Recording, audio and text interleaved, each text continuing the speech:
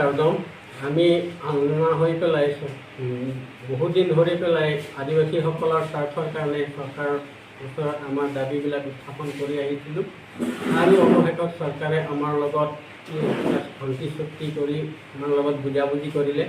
তাৰপিছত আমাৰ এখন আদিবাসী ৱেলফেয়াৰ ছ'চাইটি এণ্ড আদিবাসী ডেভেলপমেণ্ট কাউন্সিল প্ৰদান কৰিছে।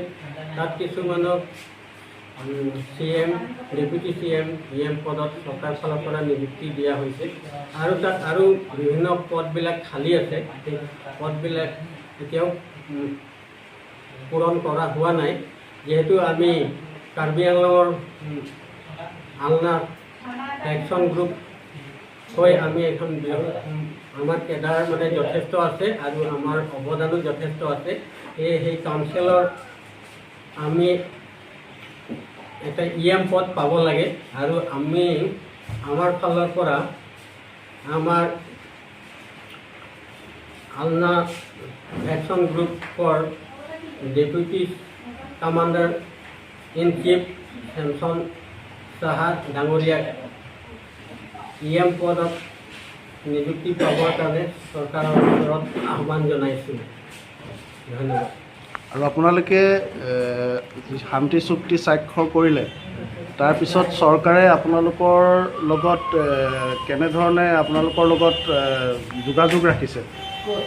কেনেধৰণে যোগাযোগ ৰাখিছে আপোনালোকৰ লগত? আমাৰ লগত যোগাযোগ ভালে আছে, কিন্তু এতিয়ালৈকে মানে যিবিলাক পদ খালী হৈ আছে সেই পদবিলাকত মানে নিযুক্তি দিয়া নাই। সেইকাৰণে এই খালী পদবিলাকত মানে যিসকল সংগঠন হৈ পেলাই মানে কষ্ট কৰিছে তেখেতসকলে মানে পাব লাগে।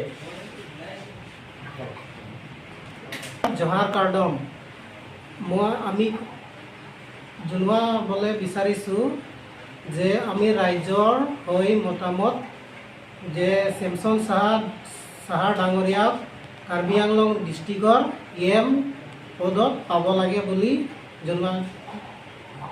জনাবলৈ বিচাৰিছোঁ।